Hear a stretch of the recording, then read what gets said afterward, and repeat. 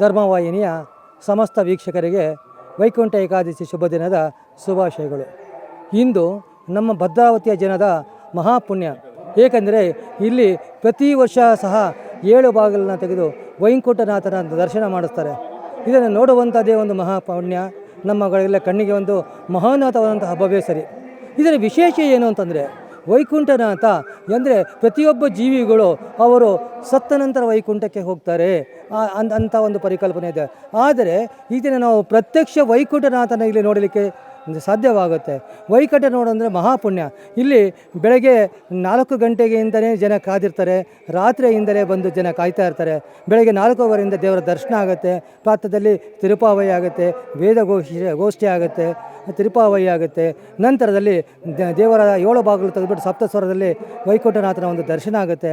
ಭಕ್ತಾದಿಗಳೆಲ್ಲ ಇದರ ಒಂದು ಪುಣ್ಯವನ್ನು ಪಡೆದುಬಿಟ್ಟು ದರ್ಶನ ಮಾಡ್ತಿದ್ದಾರೆ, ಪುನೀತರಾಗ್ತಿದ್ದಾರೆ. ಈ ಕಾರ್ಯಕ್ರಮ ಸಾಯಂಕಾಲ 9-9:30ವರೆಗೂ ಇವತ್ತು ನಾಳೆ 2 ದಿನಗಳು ನಡೆಯುತ್ತೆ. ಭಕ್ತರೆಲ್ಲರೂ ಇದನ್ನು ನೋಡಿಬಿಟ್ಟು ಆನಂದವನ್ನು ನೋಡಿಕೊಂಡು ಕಣ್ಣು ತುಂಬಿಕೊಂಡು ನೋಡಬೇಕು.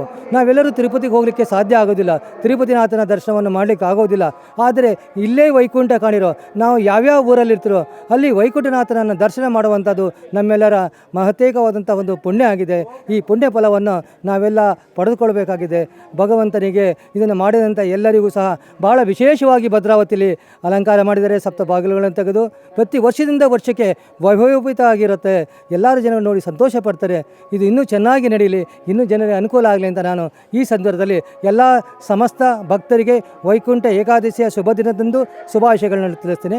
ವಂದನೆಗಳು. ವೈಕುಂಠ ಏಕಾದಶಿಯ ಶುಭಾಶಯಗಳು. ನಾವು ಪ್ರತಿ ವರ್ಷವೂ ಸಹ ಬರ್ತೀವಿ. ಸ್ವಾಮಿನ ಎಷ್ಟು ನೋಡಿದ್ರೂ ತೃಪ್ತಿ ಆಗಲ್ಲ ನಮಗೆ. ಎಷ್ಟೇ ಬೆಳಗಿನ ಜಾವ ಎಷ್ಟೇ ಹೊತ್ತಾಗಲಿ ಎದ್ದು ಕ್ಯೂನಲ್ಲಿ ನಿಂತು ನಾವು ದೇವರ ದರ್ಶನವನ್ನು ಮಾಡ್ತೀವಿ. ಅದರಿಂದ ಮನಸ್ಸಿಗೆ ತೃಪ್ತಿ ಸಿಗುತ್ತೆ ನಮಗೆ. ಇಷ್ಟು ಹೇಳಿ ನನ್ನ ಮಾತುಗಳನ್ನು ಮುಗಿಸ್ತಾ ಇರ್ತೀನಿ.